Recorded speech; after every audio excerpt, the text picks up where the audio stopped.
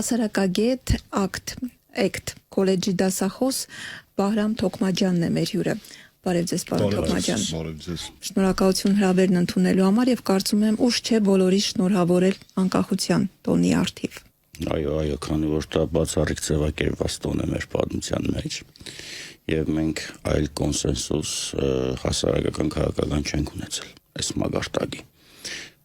այսինքն թե անկախության հռչակագիրը 90 թվականի օգոստոսի 23-ի միակ փաստաթուղթն է ընդհանրապես հայոց պատմության մեջ, որի տակ ստորագրել են այդ պահին գործող հասարակական քաղաքական բոլոր ուժերը եւ 91 թվականի անկախության հանրաքվեն, խոսքը սեպտեմբեր 21-ի մասին է, երբ քվեարկության իրավունք ունեցող քաղաքացիների 95 եւ ավել տոկոսը մասնակցել է եւ 99 ու ավել տոկոսը այո է ասել անկախության, ընդամենը 10,002 մարդ է դեմ ասել, որոնք իմ կարծիքով կոմունիստների ձայներն էին ու հետագայում երբ դուք նայեք տարբեր գումարման խորհրդարանների կոմունիստների ստացած թվերը, այդ 10,000-ը դառնում է 8,000, 7,000, 6,000, այսինքն կամաց մեռնում են, նորմալ էվոլյուցիայի արդյունքում ու այդ թիվը պակասում է։ Վարամ, ասացեք խնդրեմ, ձեր պատկերացմամբ կամ ձեր ընկալման մեջ, անկախությունը այդ 90 թվականին թե պարտադրված էր, թե թելադրված էր անհրաժեշտությունով, ասենք այդպես։ Պարտադրված էր 1918-ին։ Այսինքն կա պանչա տեսակ այդ ես հեռու եմ այդ պաթոսից 1918 թվականին օրինակ մենք անկախության պատրաստ չենք, երբ որ արդեն Վրաստանն իր անկախությունն էր հռչակել մենշևիկյան, մեզնից արևելք թուրքական պրոյեկտ էր ստեղծվել արևելակովկասյան մուսավաթական հանրապետություն, թող ինձ ներվի ասել, որովհետև թաթարական շրջանակների քաղաքական միտքը այդ պահին հասու չէր պետություն ստեղծել ավելի կայուն ավանդույթներով ինչ որ մեկը պիտի ստեղծեր եւ դա Թուրքիան էր, որ ստեղծեց արևելակովկասյան մուսավաթական պրոյեկտը, որը դա կոչվեց Ադրբեջան։ Մենք չգիտեինք ինչ անեինք։ Իսկ Պարսկաստանի դերը այն փուլում թե այդ փուլում այդ շատ հարաբերական դեր է, որովհետև մենք գործ ունենք առաջի աշխարհամարտի ավարտուն փուլի հետ, գործ ունենք բոլշևիկյան Ռուսաստանի միակողմանի կապիտուլյացիայի հետ, որը Բրեստ-Լիտովսկի պայմանագրի արդյունքում հրաժարվեց շուրջ 1 միլիոն քառակուսի կիլոմետր տարածքից, որտեղ ապրում էր այդ պահին ցարական Ռուսաստանից բոլշևիկներին անցած բնակչության գրեթե 1/3-ը, ամենաստվար հատվածները, ու թե ասել թե Պարսկաստանը ինչքանով էր կամ Պարսկաստանը ինչքանով էր հաճո իր քթի տակ ունենալ 3 նոր պրոյեկտ, այդ շատ բարդ հարց է։ Պարսկաստանն է մի լավ օրիչ էր, եթե մենք նայենք թե ընդհանրապես ռազմաճակատում ինչ էր, ռուսական զորքի հեռացումից հետո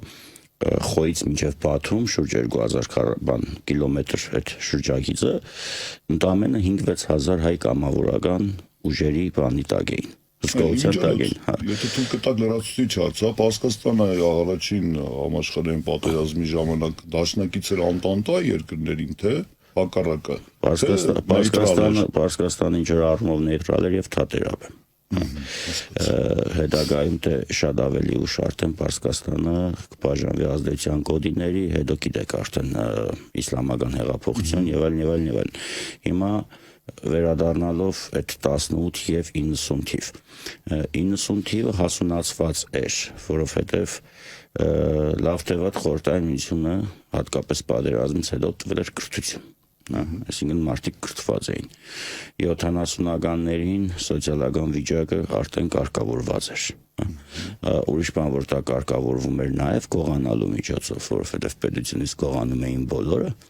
եւ խորհրդային միության տված կարևոր ճակերտավոր առաքինություններից է գողանալու արվեստը սովորեցնելը, որը մինչև հիմա մենք չենք կարողանում մեր մեջից անել, բայց երբ որ մարդու փորը կուշտ է, կարելի է մի քիչ էլ ազգային արժեքների մասին մտածել, ու այդ սոցիալական ապահովությունը, նաև պաշտպանվածության զգացողությունը մյուսը հասունացրեցին մի բան, որը տևական ժամանակ եղել էր հիշողության մեջ, այսինքն չենք կարող ասել թե հենց այնձև ընկավ։ Հիմա այս շատ դժվարությամբ ու չեմ էլ դրա մեջ կտարանջատեմ այն սահմանը, թե ինչքանով էր ազգային զարթոնքը, ինչքանով էր Ղարաբաղյան շարժումը, հա, հատվում անկախության գործընթացի հետ, բայց զուտ պատմության դրամախոսության տեսանկյունից ակնհայտ էր, որ խորհրդային պետությունը դա հիվանդ պետություն է, որը պետք է քանդվի։ Այսինքն դա հիվանդ էր տնտեսապես, քաղաքականապես եւ այլն։ Կա տեսակետ Ռուսաստանի պատմության հետ կապված, որին ես հակված եմ այդ տեսակետին, որ այդ կայսրությունը միշտ ունի երկու ճամփա, կամ գնալ մի քիչ ազատական բարեփոխումների ուղղությամբ կորցնել ինչ-որ բաներ, բայց մնալ միջին կալիբրի կայսրություն, կամ անընդհատ փորձել ունենալ զավարապաշտական, հա, հայտեր, հավակնություններ համաշխարհային մագարտակի կայսրություն։ Եթե դուք նայեք այդ քաղաքակրթական երկընտրանքները, երբ միշտ ունեցել են, չգիտեմ, Պետրոս առաջինի ժամանակ բանի ծովային կայսրության վերածվելը, ուշ փուլում, երբ որ արդեն կործանվում էր Ստոլիպինյան բարեփոխումների տրամաբանությունը, հետո արդեն խորհրդային միության փուլը, երբ որ սկզբից եկան խաղաղության եւ բանի լոզունգներով, բայց էլի փաստացի երկրորդ աշխարհամարտի շրջանակներում ու հետո վերականգնեցին այն տարածքները, որոնք կորցրել էին 18 թվականին, հա, 91-ի այս գործընթացները, որի արդյունքում թվում էր, թե կձևավորվի մի հատ հետխորհրդային տարածքում լիբերալ ճամբար, հա, պայմանական լիբերալը չհասկանալ բառի այն իմաստով, որը որ հիմա օգտագործում են, հա, ու կարծես թե Ելցինյան գործողությունները տանում էին դրան, բայց արդյունքում շատ արագ ինքը վերադարձավ էլի այն ուղուն։ Հիմա մեր դեպքում ես կարծում եմ, որ 1990-ը եւ 1991-ը դա գիտակցված քայլ էր, այսինքն չէր կարող 2 միլիոնից ավել մարդ, քվեարկող մարդ սխալվել, հա, նախ դա հասունացավ 1990 թվականի Գերագույն խորհրդի ընտրություններում, այսինքն սա վերջակետերից մեկն է, ոչ ամբողջական, երբ որ մարդիկ իրոք գնում էին քվեարկելու ու փաստացի ՀՀՇ-ն ու կոմունիստները, ՀՀՇ-ի այս դեպքում ոչ թե կուսակցություն գադի ունեմ, այլ են բոլոր ուժերը, դա դաշնակցականներն էին, այմականներն էին, ռամկավարներն էին, հետագա ՀՀՇ-ի կորզներ եւ այլն, դա հայոց համազգային շարժումներ, ոչ ձևակերպված սերիոզ կուսակցություն։ Ու կոմունիստները փաստացի ստացան հավասար ձայներ։ Ու երկար ժամանակ մայիս-հունիսին եղել էին ընտրությունները, երկար ժամանակ չէին կարողանում Գերագույն խորհրդի նախագահ ընտրել։ Թե ուժեղ տեխնազոր Տեր-Պետրոսյան, թե ուժեղ տեխնազոր Վլադիմիր Մովսիսյանը, ու տարեգրության մեջ գտնվող Պարո Հայրիկյանի նամակը կա, որտեղ ասում է լավ տեղ կռի մի արեք, ինձ ընտրեք Գերագույն խորհրդի նախագահ, դուք երկուստ էլ տեղակալ կաշխատեք էլի։ Մի խոսքով հետագային երբ որ օգոստոսի 4-ին մենք արդեն ունեցանք Գերագույն խորհրդի նախագահ, օգոստոսի 23-ին բերվեց այն փաստաթուղթը, որը մենք կոչում ենք անկախության հռչակագիր։ Եղել է անկախության հռչակագրի քննարկված 10 տարբերակ այդ փուլում, հա, աշխատանքային 10 տարբերակ աշխատանքային խումբ է ձևավորվել, ես ինչ եմ ասում, սա միակ կոնսենսուսային փաստաթուղթն է, հա, մենք ունեցել ենք պատմության ընթացքում ազգային սահմանադրություն, ունեցել ենք որոկայթ փառած եւ այլն, բայց առաջի քվեարկության ժամանակ 2 հոգի քվեարկել է Ձեռնպա, 2 հոգի թեմ, խոսքը 250-ից ավել պատգամավորի մասին է։ Երկրորդ քվեարկության ժամանակ ընդամենը եղել է 2 դեմ, մնացած բոլոր դաշտում գործող կողմերը հասարակական քաղաքական ստորագրել են սրա տակ։ Ու ստեղ մեր բանից ուշադրությունից մի փաստ է դուրս մնում, որ եթե անգամ Հայաստանը մնար խորհրդային եւ եթե անգամ այդ խորհրդային պետություն մնար, Հայաստանը անցում էր կատարելու նախագահական համակարգին, որովհետև կար որոշում արդեն խորհրդային Հայաստանի հետ կապված։ Ու ինչի վրա եմ ուզում մեր ուշադրությունը հրավիրենք, որ ԽՍՀՄ նախկին հանրապետություններից բացի բանը մեր Բալթյան 3-ը չհաշվենք, որովհետև իրենց տրամաբանություն լրիվ ուրիշ է, հաշվի առնելով թե սահմանային կապերը, թե մշակութային, թե արժեբանությունը, Հայաստանը հիմնական առաջինն ու միակն էր այդ փուլում, որը որ խորհրդային միությունից դուրս եկավ խորհրդային սահմանադրությունը պահպանելով։ Խորհրդային սահմանադրություն գրողները երբեք չէին մտածում, որ այդ մի հոդվածը որ կա, կարող է խորհրդային պետություններից մեկը հանգարց մտքով անցկացնի ինքնորոշման հանրաքվեի միջոցով ինքնորոշման իրավունք կիրառել։ Պարոն Թոքմանյան, ներողություն, իսկ հռչակագիրը ստորագրելուց եւ հրապարակելուց առաջ էր գրվել մեր սահմանադրությունը։ անկախության։ Ես նման Թե հետո ես նման տվյալ չունեմ, միայն գիտեմ, որ կա անկախության։ Վլադիմիր Մովսիսյանն էր, եթե չեմ սխալվում, չէ՞։ Չէ, խոսքը բանի մասին է, խոսքը խորհրդային սահմանադրության մասին է, թե Նկատի ունեմ 95-ի 91-ի։ Չէ, 91-ին սահմանադրություն չկա, տեսեք, 90-ին ընդունվում է անկախության հռչակագիրը, որպես առանձին փաստաթուղթ, Պահպանելով խորհրդային տարիների սահմանադրությունը, որ ասում է, որ բայց գերագա այս հռչակագիրը, քանի դեռ Հայաստանը նոր սահմանադրություն չի ընդունել։ Հետո տեղի ունենում 91 թվականի հոկտեմբերի 16-ի նախագահական ընտրությունները, ստեղ մենք ունենք նախագահ, փոխնախագահ, այսինքն ամերիկյան մոդելն է, 6 տեխնազուներ էին առաջադրված, յուրաքանչյուրն իր փոխնախագահով։ Կոնկրետ Տեր-Պետրոսյան դեպքում այդ փոխնախագահան Գագիկ Հարությունյանն էր, ով հետագայում դարձավ նաև սահմանադրական դատարան ղեկավար։ Իսկ բուն Հայաստանի Հանրապետության մոդելի ու սահմանադրության ընդունումը տեղի ունեցել 1995-ին, հուլիսի 5-ին մինչև 95 թվականը պաստորը մենք խորհրդային օրենքներով էր կարգավորվում, հա, այսինքն այն ինչ որ փոխվում էր Գերագույն խորհրդի կողմից 90-95 թվականին գործող։ Սա վերջին Գերագույն խորհուրդն է, այսինքն 95-ից դառնում է ազգային ժողով։ Ու հստակացում էր, որ Հայաստանի Հանրապետության տարածքում Գերագային Հայաստանի Հանրապետության օրենքները։ Բայց այն անկախությունը, որը տեղի ունեցավ, սահմանադրությունը, որի մասին ես խոսում եմ, խոսքը խորհրդային միության սահմանադրության մասին է։ Եթե դուք նայեք խորհրդային միության սահմանադրությունները, դրանք բավականին ժողովրդական, ժողովրդավար, ազատական, իրենց ժամանակի համար խիստ առաջադեմ սահմանադրություններ են։ Ուրիշ բան, որ չէին կիրառվում։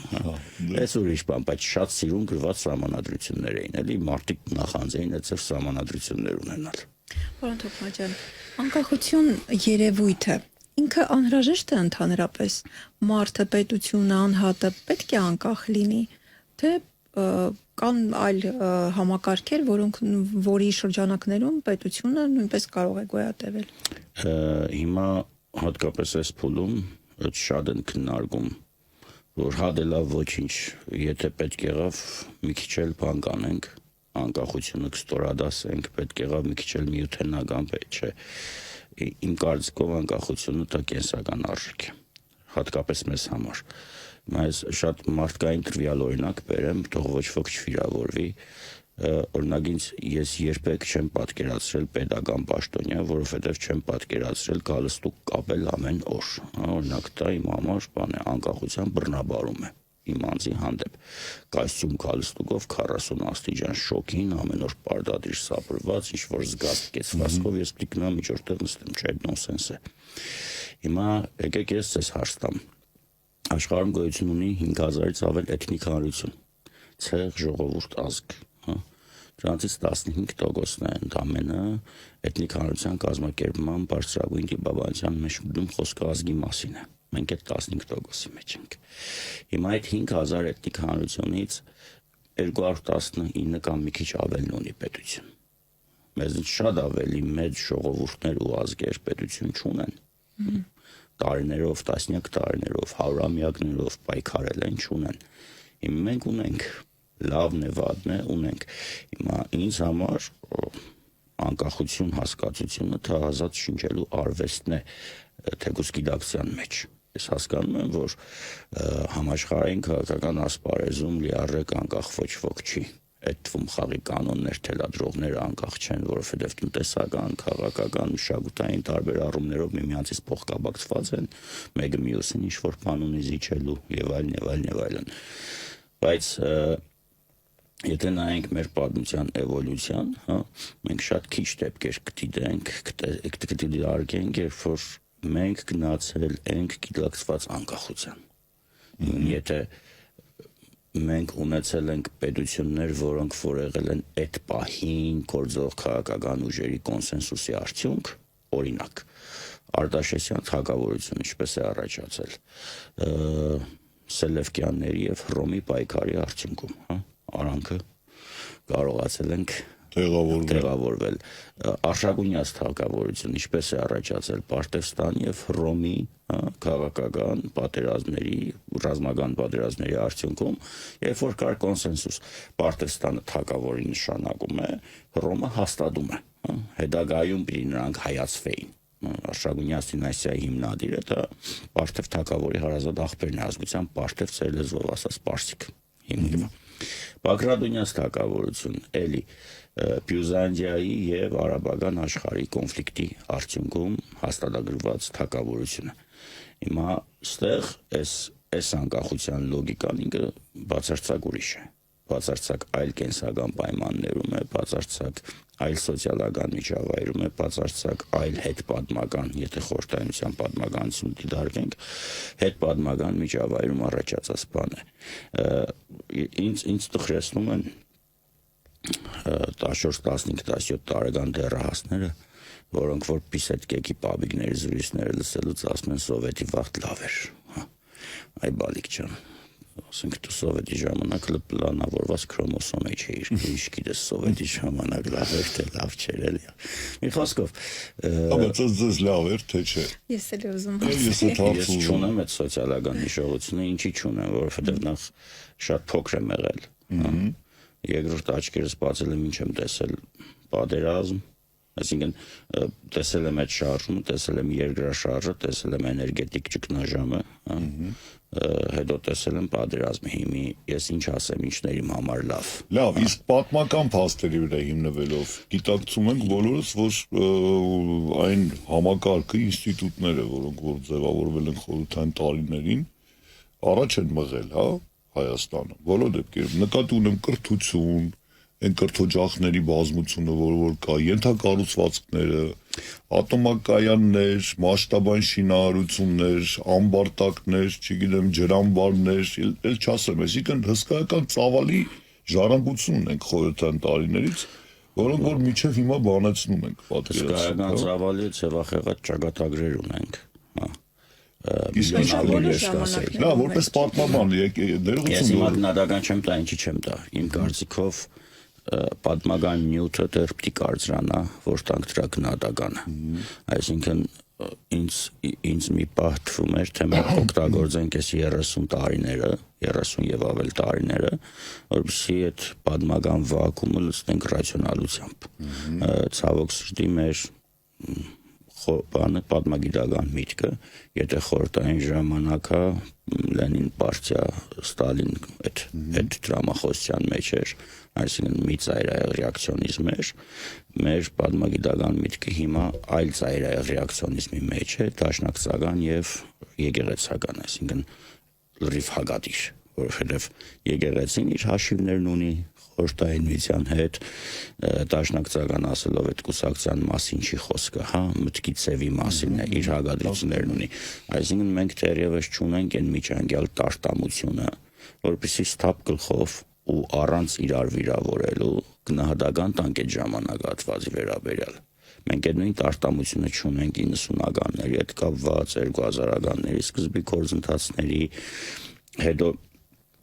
կան դեռևս բազմաթիվ քաղաքական, հասարակական գործիչներ կամ միած սերունդ, որը ապրել է այդ փուլում եւ որից յուրաքանչյուրն ունի իր կարծիքը այդ փուլի հետ կապված, այսինքն մեկի համար այդ կարծիքը ծեր ասած շատ դրականն է, տնտեսական հզորություն եւ այլ,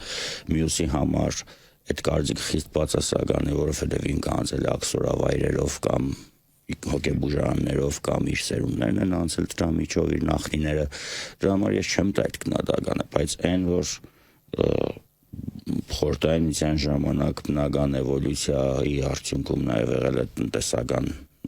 վիճակի կարգավորումը, դա որևէ մեկի համար գաղտնիք չի։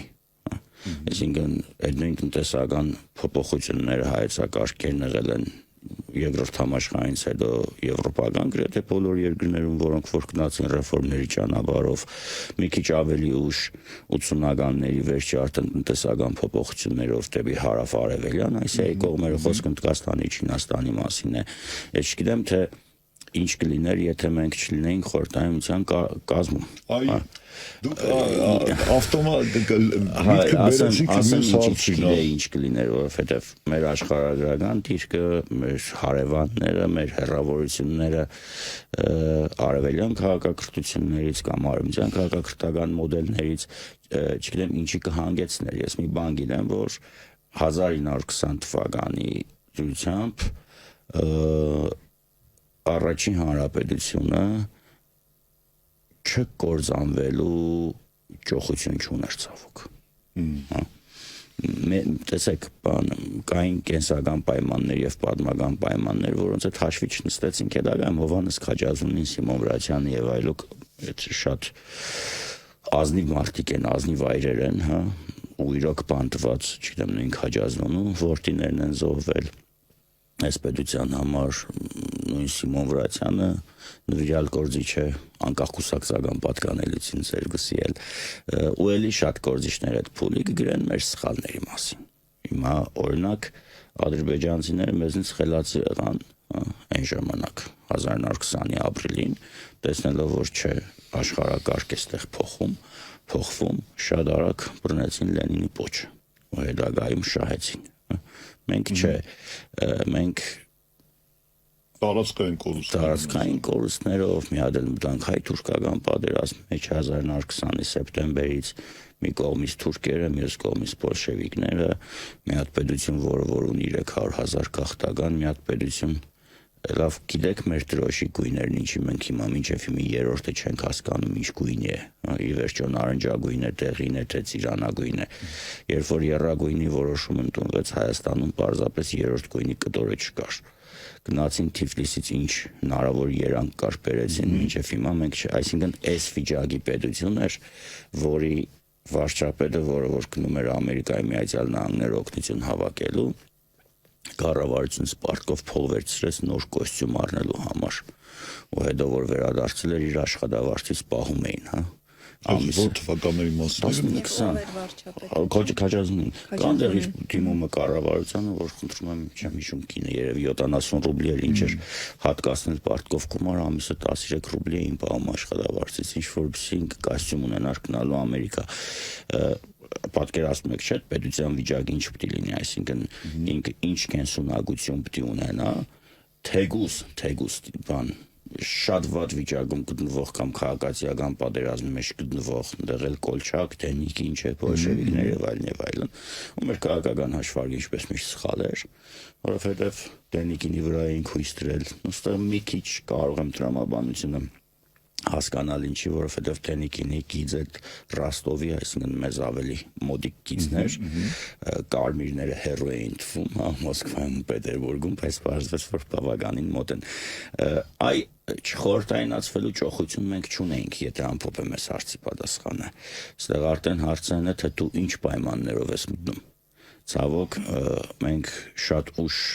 չգիտակցված մտանք։ Դե այլ ընտրանքներ մի առանձնապես չկար, այլ ընտրանք չկար, հա։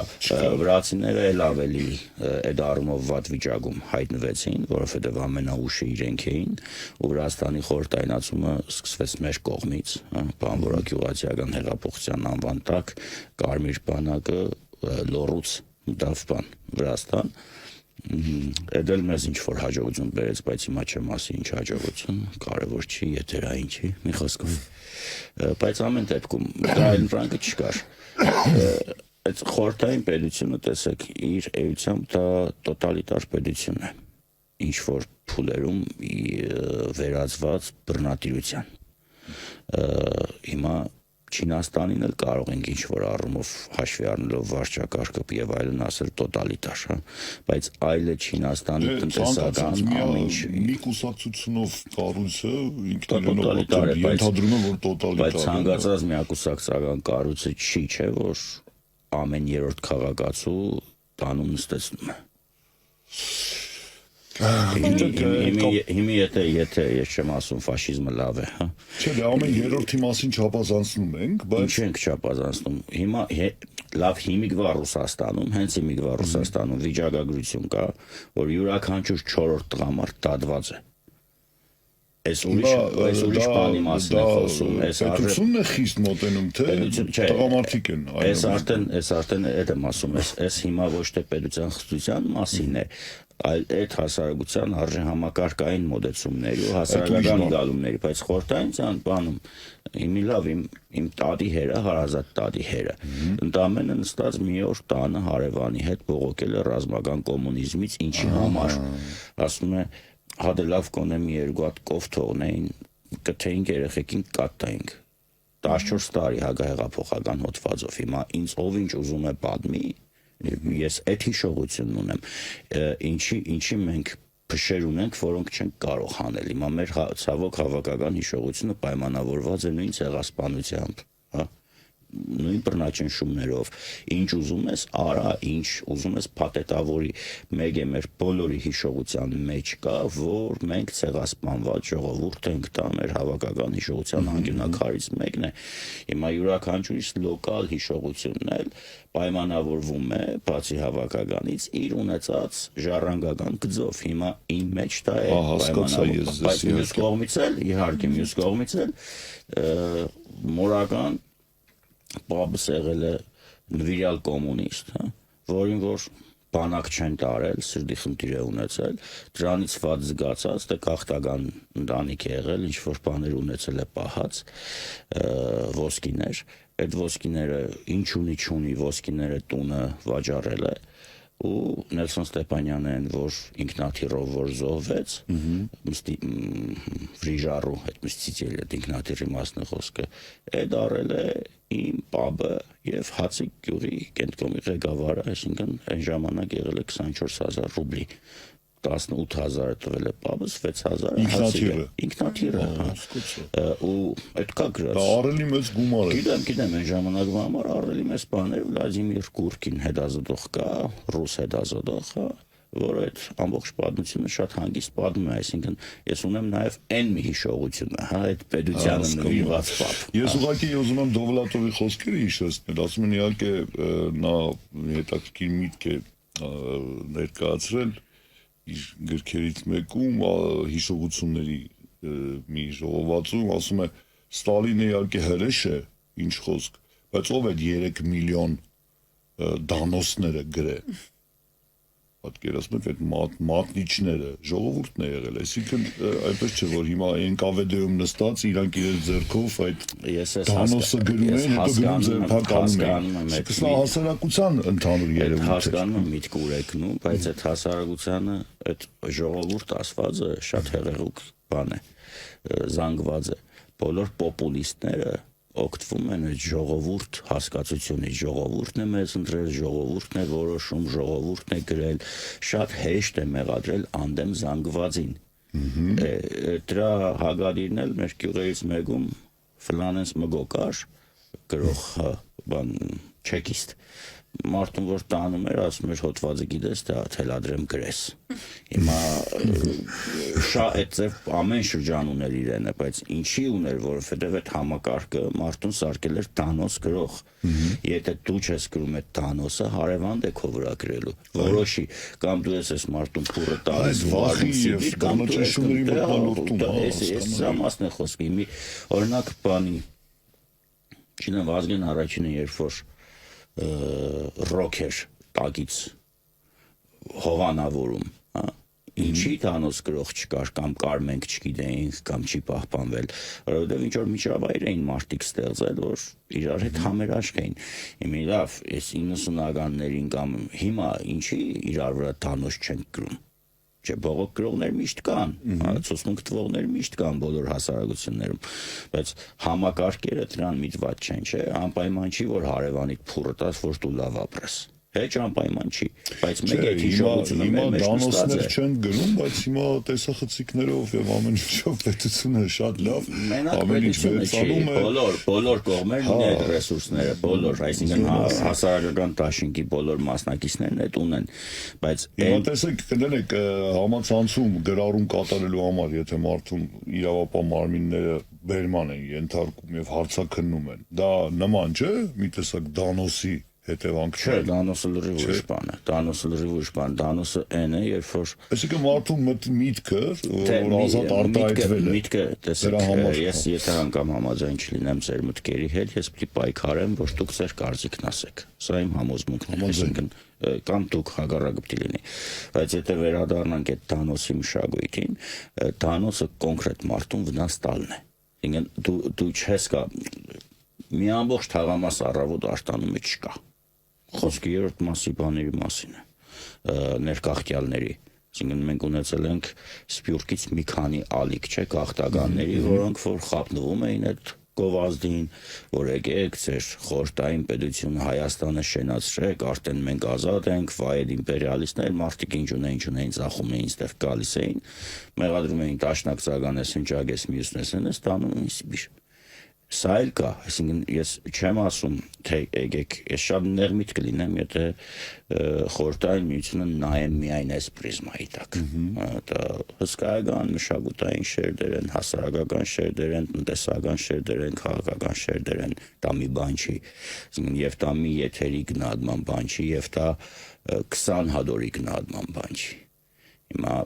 խորհրդային ժամանակ մենք ունենք այլախոհական արվեստ, որ էլ երբեք չենք ունեցել։ Մյուս կողմից էլ այդ բռնաչին շումներ ուրիշ ազատություններ են տվել մտքին։ Տոկմաջան, եթե վերադառնալու լինենք մեր օրեր, մեր իրականություն, կա կարծիք, որ ինչ ենք այսօր նշում, ինչու ենք նշում անկախություն, եթե ունենք այդքան կորուստներ, խոսքը վերջին տարիների մասին է, այնուամենայնիվ անկախության ընկալումը որքանով է փոխվել եւ այդուհանդերձ պետք է նշենք այն որպես տոն, որպես ձեռքբերում, որպես դարերի երազանք։ Իհարկե, այս վերջից կամ անկախության օրը միշտ պետք է նշել, այսինքն եթե դու հերոտնից տեղից կորուստ ես ունենում, չէ, այդ կորուստից հետո ինչ երեխեքից ունում չես անում ես, չէ։ Առաջի հարցը պատասխան ես չունեմ, որովհետև ձեր հարցը ինչպեսին է ընկալվում հիմա անկախությունը, դա լուրջ մարտաբանական հետազոտություն պահանջող երևույթ է, որ ինչքան ես գիտեմ Հայաստանում չի արվել։ Խոսքը սոցիոլոգիական հետազոտության մասին չի։ Մենք միշտ բանով ենք առաջնորդվում սոցիոլոգիայով, ենք առաջնորդվում, որ Հայաստանում մեղմ ասած թողից ներվի ասել այդ կան էլ զարգացած չի։ Չնայած գրաշալի գիտություն է եւ բոլորը դա կիրառում են զարգացած հասարակություններում։ Մեզ պետք է մարտաբանական հետազոտություն եւ ոչ միայն անկախության ընկալման հարցի վերաբերյալ, այլ բազմաթիվ հարցեր կան Հայաստանի վերաբերյալ, Հայաստանի մշակութային շերտերի վերաբերյալ, աշխարհում մեր տեղի վերաբերյալ, մեր հարաբերությունների բոլոր կողմերի հետ, այդ մարտաբանական մշակութային մարտաբանական ասպեկտը մեզանում լայնորեն ուսումնասիրված չի։ Հիմա ես ես ինչ էլ պատասխանեմ, դա կլինի դիլետանտություն, իսկ ես դրանով չեմ զբաղվում կներեք։ Շնորհակալություն, որ եկաք, բոլոր դեպքերում մենք ձեր գիտելիքների շնորհիվ վերականգնեցինք 1918-ից 21 թվականների իրողությունը, հետո դրան հաջորդող նաև խորհրդային տարիները մինչև 90 թվականները, իհարկե շատ հարցեր կիսատ մնացին, չքննարկած, ժամանակով ենք սահմանափակ, կարծում եմ մենք այդ հնարավորությունը դեռ կունենանք, հետաքրքիր կլիներ օրինակ համեմատականներ անցկացնել նույն աֆրիկյան այդ երկրների, որոնք որ մեծ մասամբ անցյալ դարի կեսերին անկախացան եւ ինչի դա բերեց, եկեք նայենք, ասենք շատ երկրներ նույն Աֆրիկայում այդ ցամաքում անկախացած այսօր ծայրահեղ ծանր տնտեսական վիճակում են, ընդ որում մետրոպոլիաների ազդեցության ներքո, այսինքն գաղութացված լինելու պայմաններում նրանք տնտեսական աճ էին գրանցում, միևնույն ժամանակ իհարկե թալանվում էին այդ երկրները եւ այլն։ Այսպիսի հետաքրքիր զուգահեռներ կարող ենք անցկացնել, բայց դա թողնենք մեր հաջորդ զրույցի համար, շնորհակալություն որ եկաք։ Իրականում պետք է խոսենք նաև խորհրդանիշների մասին, հիմնի, օրհներքի, զինանշանի, թե ինչ դեր են խաղում հանրապետության եւ ընդհանրապես անկախության այդ ամբողջ համալիր ընկալման մեջ, բայց իսկապես դա թողնենք հաջորդ զրույցներին։ Մենք անոնսեցինք մեր հաջորդ զրույցը մեր հարգարժան հյուրի հետ։ Հիշեցնեմ, այսօր հյուրընկալել էինք հասարակագետ ACT քոլեջի դասախոս Վահրամ Թոքմաջյանին։ Շնորհակալություն։